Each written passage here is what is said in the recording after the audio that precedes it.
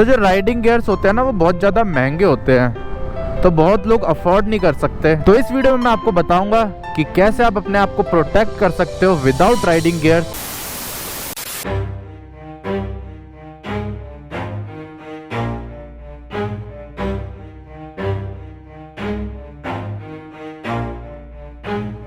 Never stop, forget it if I want it. Gotta make to myself a promise. I won't quit, keep going till I got it. I won't give up till I'm on top. Yo, no, I ain't the type to give up. If I do something, man, I do it till I get what I want. I turn a business out of nothing. तो आज बढ़िया workout हो चुका है, अब चलते हैं फटाफट। तो अब टाइम शाम के 5:30 हो चुके हैं। 5:30 तो नहीं, 5:20 या 5:15 हो रहे होंगे। और आजकल रोज बारिश का मौसम हो रखा है दिल्ली में। काले काले बादल हो रखे हैं, पूरे दिन अंधेरा हो रहा है पर बारिश तो हो नहीं रही है। लेकिन हाँ, दिल्ली के जो आसपास के इलाके हैं ना, वहाँ पे हो रही है बारिश तेज। और ऊपर से ये गलियाँ, ये चौबारा, यहाँ आना ना दोबारा, बहुत ज़्यादा बेकार है। वो गाना ना इन्हीं गलियों के लिए बन रखा है, पर हमें तो आना ही पड़ता है दोबारा, क्योंकि यहीं से घर जाना है, यहीं से बाहर निकलना है। फूल देखो कितने सारे गिर रखे हैं रोड पे। ओ डॉगी के बच्चे छोटे छोटे कितने सारे हैं। ये देखो डोबरमैन। और यहाँ पे मंदिर आ चुका है। जय बजरंगबली, जय श्री राम। तो इस वीडियो में मैं आपको बताऊंगा कि कैसे आप अपने आप को प्रोटेक्ट कर सकते हो विदाउट राइडिंग गियर्स। देख रहे हो, रिस्पेक्ट, गार्ड भी वो कर रहा है सैल्यूट। वही है यार, यूनिफॉर्म में पावर तो होती है। चाहे आप कोई सी भी गाड़ी में चल लो, सब आपको सैल्यूट करते हैं। पर उस यूनिफॉर्म के लिए बहुत ज़्यादा मेहनत भी करनी पड़ती है। ऐसे थोड़ी ना मिल जाती है हर किसी को नहीं मिलता यहाँ प्यार जिंदगी में। तो जो राइडिंग गियर्स होते हैं ना वो बहुत ज़्यादा महंगे होते हैं, तो बहुत लोग अफोर्ड नहीं कर सकते। बहुत लोग क्या, मैं खुद ही अफोर्ड नहीं कर सकता अभी पूरे राइडिंग गियर्स। और उसकी जगह मैं कुछ और चीज़ें फॉलो करता हूँ ताकि मुझे थोड़ी बहुत प्रोटेक्शन मिल जाए। वही मैं आपके साथ शेयर करूँगा इस वीडियो में। तो अगर आप भी मेरी तरह हो तो ये वीडियो आपके लिए हेल्पफुल हो सकती है। और बहुत बार ना ऐसा भी हो जाता है कि अब राइडिंग गियर्स हम हर जगह तो पहन के नहीं जा सकते, तो उस सिचुएशन में भी ये सब चीज़ें आपके काम आ सकती है जहाँ पे आप राइडिंग गियर्स नहीं पहन सकते। लेकिन हाँ, ऐसा भी नहीं है कि आपको कुछ भी नहीं खरीदना। कुछ बेसिक चीज़ें हैं वो तो आपको खरीदनी ही पड़ेंगी। जैसे सबसे मेन तो हो गया अपना हेलमेट। तो हेलमेट में तो पैसा लगाना ही पड़ेगा, चाहे कुछ भी हो जाए। उसमें आप कुछ नहीं कर सकते, ना पैसा बचा सकते हो ना कुछ जुगाड़ कर सकते हो। तो हेलमेट तो आपको अच्छी ब्रांड का लेना है, जितना अच्छा आप ले सकते हो। चाहे आप अपनी बाइक सस्ती ले लो, पर हेलमेट अच्छी कंपनी का लेना है। तो मेरे हिसाब से हेलमेट कम से कम 2000 के आसपास का तो होना ही चाहिए। और मैक्सिमम तो जितना भी जाओ आप उतना ही कम है, पर कम से कम 2000 तो होना ही चाहिए। ओहो, पूरी स्कूटी लीन हो चुकी है और सामने आ गई है हमारे थार, पुरानी वाली थार। तो एक तो अपना हेलमेट हो गया, दूसरे हो गए ग्लव्स। तो इनका भी कोई ऑल्टरनेटिव नहीं है, ग्लव्स आपको पहनने ही पड़ेंगे। छपरी राइडर्स इन दी हाउस।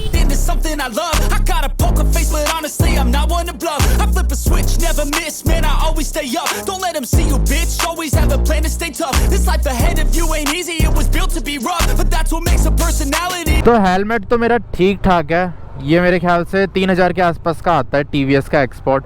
लेकिन ग्लव्स मेरे इतने महंगे नहीं है। ये मैंने 300 रुपए के खरीदे थे, चोपड़ा ऑटोमोबाइल, करोल बाग से। और वैसे भी मैं स्कूटी चलाता हूँ तो इतनी स्पीड में नहीं चलती, 50-40 ज़्यादातर इसी स्पीड में चलती है। 60 चलती है, वो भी बहुत कम, कभी कभार। तो इतनी स्पीड के लिए तो ठीक ठाक काम कर देते हैं ये ग्लव्स। लेकिन हाँ, अगर आपकी बाइक थोड़ी तेज चलने वाली है तब आपके लिए ठीक नहीं है ये ग्लव्स। घर के आसपास चला सकते हो लोकल में, लेकिन अगर आप मेरी तरह स्कूटी चलाते हो या छोटी बाइक चलाते हो जैसे स्प्लेंडर वगैरह, तब आपके लिए बढ़िया है ये। और हाँ, ये देख के लेना कि ओरिजिनल हो। ये डुप्लीकेट बहुत ज़्यादा मिलते हैं, बहुत ज़्यादा क्या, मार्केट में ज़्यादातर आपको डुप्लीकेट ही मिलेंगे, ओरिजिनल बहुत कम मिलेंगे। अगर आप दिल्ली में रहते हो ना तो चोपड़ा ऑटोमोबाइल से ले लेना, करोल बाग जाके, वहाँ पे आपको ओरिजिनल मिल जाएंगे। बाकी तो मैंने और दुकानों में देखा, सब जगह डुप्लीकेट ही डुप्लीकेट मिल रहे थे। ऑनलाइन भी लोग बोल रहे हैं डुप्लीकेट मिल रहे हैं, और इस पे मैंने वीडियो भी बना रखी है, ओरिजिनल वर्सेस डुप्लीकेट। तो लेने के बाद वो जरूर चेक कर लेना कि ओरिजिनल है या लोकल है, वरना आपके पैसे भी जाएंगे और कुछ सेफ्टी भी नहीं मिलेगी। और जो डुप्लीकेट होते हैं ना, वो भी सेम प्राइस में ही मिलते हैं, 300 के आसपास। तो वही है, जब 300 रुपये खर्च करने ही है तो ओरिजिनल पे खर्च करो, डुप्लीकेट पे क्यों करने। एक चीज़ दिल्ली में मुझे बेकार लगती है, चाहे मौसम कैसा भी हो, धूल पता नहीं क्यों उड़ती रहती है।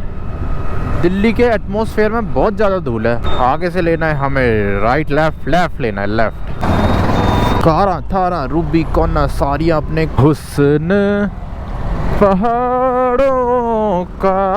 It's tragedy, bruh. So keep your head on your shoulders. Now we ain't out here moving rocks. We out here moving boulders. Now we ain't getting posterized. इसी के साथ मिल चुका है हमें बहुत ही ज़्यादा तगड़ा जाम। यहाँ पे हमें कम से कम 15-20 मिनट तो बिताने पड़ेंगे इस जाम में। तो कुछ देर ट्रैफिक में बिताने के बाद ग्रीन लाइट हो चुकी है, निकलते हैं यहाँ से फटाफट। We out here making posters and we ain't got nothing to hide. We move forward like soldiers. You better wake up for the pain. और अब मेरी स्कूटी की माइलेज बढ़िया हो चुकी है, तो मेरे को बार बार पेट्रोल पंप के चक्कर नहीं लगाने पड़ रहे हैं आजकल। ये चीज बढ़िया हो गई है। तो राइडिंग ग्लव्स तो मैंने बता दिए, अब चलते हैं दूसरी चीज पे, और वो है शूज। तो शूज बहुत ज्यादा जरूरी है अगर आप स्कूटी चला रहे हो या बाइक चला रहे हो, क्योंकि जब भी हम गिरते हैं ना तो सबसे ज्यादा पैरों में लगती है। तो शूज में आपको क्या ध्यान रखना है, ऐसे शूज लो जिनका जो सोल होता है ना वो बहुत ज्यादा हार्ड हो। जब मेरा एक्सीडेंट हुआ था ना तब मैंने वो पहन रखे थे स्पोर्ट शूज, वो पूरे घिस गए थे, उसकी वजह से मेरे पैर में भी थोड़ी सी चोट लगी थी। वैसे तो उसने भी बचा लिया था काफी हद तक, पर थोड़ा सा बच गया वो। तो इससे हमें ये सीख मिलती है कि चप्पल में तो कभी भी स्कूटी या बाइक चलानी नहीं है, शूज पहन लो। अगर कोई शूज नहीं हो पा रहे हैं अरेंज, तब स्पोर्ट शूज पहन सकते हो। बाकी अगर कोई ऐसा शूज आप ले सकते हो ना जिसका सोल बहुत ज्यादा हार्ड हो, तो वो ले लो। और बाकी एक वो आता है ना आर्मी बूट्स, 1000 रुपए के आसपास के आ जाते हैं। वैसे हमारे यहाँ तो 600-700 रुपए से स्टार्टिंग होती है और 1000-1500 तक जाते हैं वो, तो वो भी आप ले सकते हो। उनका सोल बहुत ज़्यादा हार्ड होता है और जो ऊपर की चीज़ होती है ना वो भी थोड़ी बहुत हार्ड होती है उनकी। तो स्कूटी जितनी स्पीड में तो वो अच्छी खासी प्रोटेक्शन दे देंगे आपको। मैं भी वही लूँगा, क्योंकि जो राइडिंग बूट्स होते हैं वो बहुत ज़्यादा महंगे हैं। कम से कम नहीं तो 4-5 हज़ार से तो स्टार्टिंग है।